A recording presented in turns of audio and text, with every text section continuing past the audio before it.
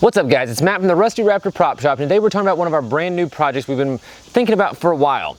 Now if you've been watching on our social media pages, Facebook, Instagram, you've probably seen this old junky golf cart we bought. Now, we've been wondering in the shop what we can use it for and what we're actually going to build out of this. So, we've made a decision finally, and we are going to turn this into our own Back to the Future DeLorean. We're going to rebuild the entire body from ground up, making it into an exact replica of the Back to the Future DeLorean, just in small scale. Now the bad part is, before we can start working on our time machine and our flux capacitor, we have to get this old piece of junk running. So that's what we're going to work on today in this first video, so stick around.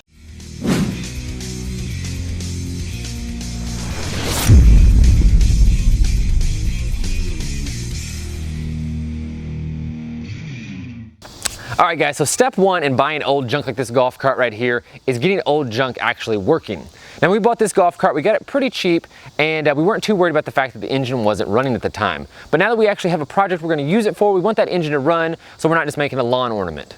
Now today we're going to work on the engine, trying to get that engine going and trying to get this transmission going in here. Right now the problem we're having is the engine will come on and start. You can hear it running, but it won't engage the transmission. So we're going to get down in here, see what the problem is, see if we can get it fixed, and see if we can get this thing moving today.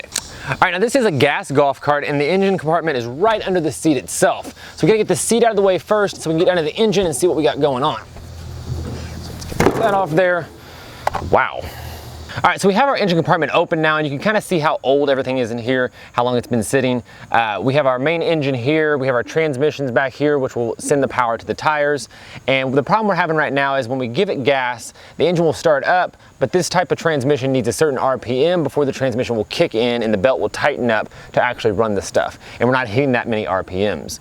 Now, to start the project out, we actually emptied the entire gas tank out. It had a lot of old fuel in there, so we wanted to get that out so we didn't run that back through the engine and hurt anything. We put a little new fuel in here. Now this is a 2-cycle engine, so we had to put a little oil in there. A 2-cycle engine basically doesn't have a dipstick like a normal engine does. The oil goes directly into the gas, which helps lubricate the engine parts. Now what we're going to do here, I'm going to give you a little example of what's going on. Turn this on, turn that. You can kind of hear it.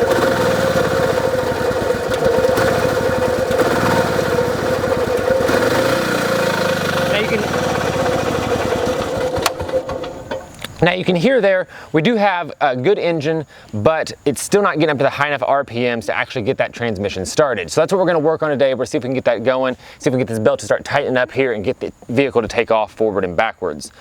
To start here, we wanted to check our battery first. So we're going to get our multimeter out and run a test on that to see how much voltage we have in there to make sure we have enough voltage coming out of there to actually get the engine and the transmission going. Alright, so I have my cheap little multimeter here. This is a 12-volt battery, so we're going to take our DCV, turn it on to 20, turn the system on. We'll set it right here so we can keep an eye on it. Our red is going to go to the positive, black is going to go to the negative, obviously. We'll check the voltage on this and see what we have. So right now we're getting about 12.48 volts, which is not bad. It's a little under what it could be, but that shouldn't be having a problem with the transmission. That shouldn't be causing any issues. So we'll move on to our next step and kind of troubleshoot from there. Now, my next thought about this is that we have a bad connection somewhere between here and the different components. We have our ground cable here running through the battery onto the body. It seems pretty tight. There's no looseness there.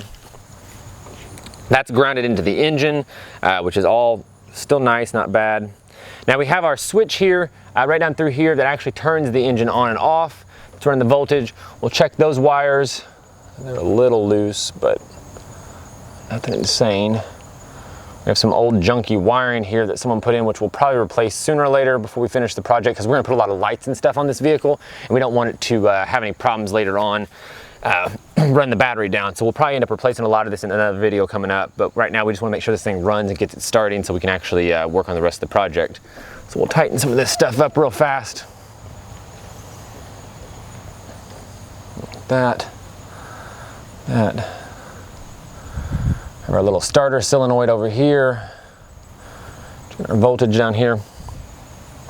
Now, the other one thing we want to check out when we're doing this is to make sure we actually check the transmission and the belt itself, make sure there's no cracks in the belt that we're going to crack once it actually does start up. Since this has been sitting a while, that is a possibility. If that happens, we can go over to the AutoZone or something like that and grab another belt. This isn't a big deal, but checking it beforehand could save you like a few minutes of time to not be able to do it. So, looks like our belt is actually not bad, and we We're getting, oh, look at that. The transmission's actually engaging when I pull on it.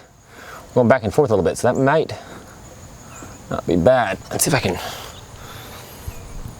get down here and tighten that up a little bit. Now, as you see, I'm not actually using any tools right now at all. I'm just using my bare hands. Most of the stuff in here I'm working on right now isn't something I need a lot of tools for. So I'm just kind of tightening things by hand right now to see if we can get it going and kind of troubleshoot where we're working on. Later on, we can go back with actual wrenches and stuff and tighten everything up real good. But right now, tightening by hand is enough just to get us going and figure out what we're working on. All right, that doesn't seem bad there. Got our fuel line and the engine's run. Oh, that's loose too. Oh, we're missing a hose clamp here. It's holding that on, so that is a little loose. We might be leaking a little gas there. That's something we're going to have to work on later. I didn't have any hose clamps on me right now. Let's make sure it's tightened in there and we won't drive very far after we get this going. All right. It's all good there. What is this? All right, we have a little more wiring that someone obviously did themselves. That did not come factory like that, but oh, here we go. All right, we have a connection down here that's almost completely off. Tighten that down. It's hard to see on the camera there, but there's a little tiny connection down in there, hooked to the choke that is not fully on. So let's. Okay, that's good. Now we have that. Now there's a choke on here that chokes this up, and what that does is it gives extra gas to the engine when you're first starting it to get it up to a higher RPM and you actually get the vehicle running. What that does is push extra gas into the carburetor to get the vehicle started. Now ours was loose just now, so that could be one of the issues we were having that would actually make this thing start. I'm gonna pull the choke out a little bit so we get a little more gas flow in there. All right.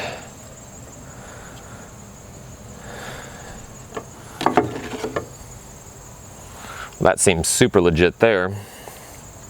That's obviously the not any close to the right air filter, but we'll that's another day, another dollar. We'll work on that some other time. Because if this doesn't run, there's no reason to work on the air filter. So let's see. Get over in this area. Spark plug was a little loose, so we might not be getting full spark there. Cord is just kind of hanging on. That's cute. What is, okay. Awesome. All right, so this is where I'm thinking we had our issue at. The spark plug down here, the spark plug wire is has been cut, and they've just kind of wired a new tip on there. It doesn't have the shell on there that holds it onto the spark plug anymore. So what I'm gonna do is I'm gonna pull that off. We're gonna take a pair of pliers, tighten that down just a tiny bit, and then put it back on and see if we get a better spark out of there. Maybe that will get the engine going just a little bit more. So give me just a couple seconds, we'll grab some pliers and I'll be right back. All right, so we got our pliers. We're gonna take this spark plug wire off over here real fast. Let's pluck that off of that, just right here. All we're gonna do is, now this should have a sleeve on here that actually holds it onto the spark plug, which it is missing, which could be a problem, but it's not gonna be an issue right now. We're just gonna tighten this tip up a little bit so it hangs onto the spark plug a little stronger. That way we make sure we're getting full spark through that spark plug and making sure the engine's getting all it needs. So we're just gonna squeeze that a tiny bit.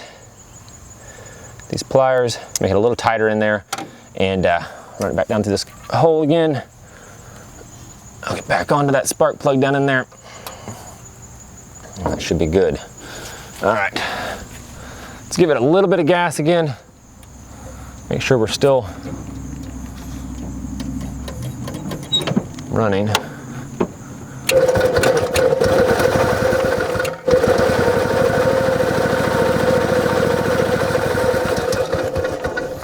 All right, I think we actually might have a little better connection there.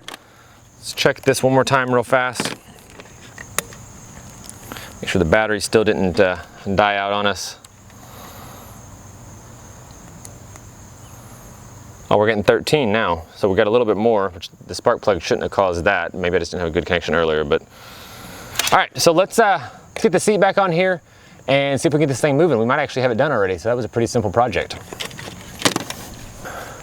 All right, so let's throw the seat back on here real fast. Cover this stuff up. I added a little bit of new gas to it too, so we had enough to get going. And hopefully, let's test this, get the choke out a little bit, get the gas on. All right, ready? Let's see. Ah, we're having noise. We got noise. Come on, come on. Come on. Uh-oh, uh-oh, uh-oh, uh-oh, whoa!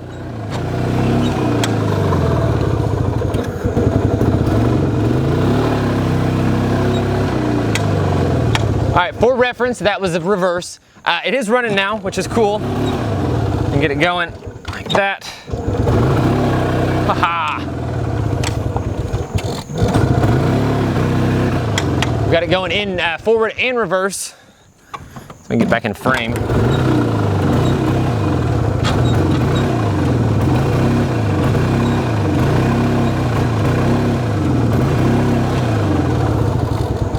Haha, look at that.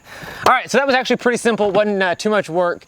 Now, next step we're gonna do is we're actually gonna start framing out the body on this. I'm not sure if we're gonna do metal yet or if we're gonna do fiberglass, but we're gonna tear all this down, get everything framed back out, shape it the right way for a DeLorean, and then we'll start framing all that out. We'll show you how we're gonna do that, and then we're gonna move into the lighting and electrical on it and put some really cool lights and different stuff on it. We have a lot of cool surprises for you. I guess that's it for this one. All right, guys, thanks for hanging out with me today on day one build of this project. If you're gonna wonder why some videos may take a little longer, we do have a new addition to the house here, so please be patient with us. We are gonna work on videos as fast as we can, but we are trying to spend time with our new little one. But make sure you check out our Facebook page, www.facebook.com/therustyraptor. Don't forget to visit rustyraptor.com for all your nerdy news, conventions, and everything else. And we'll see you next week.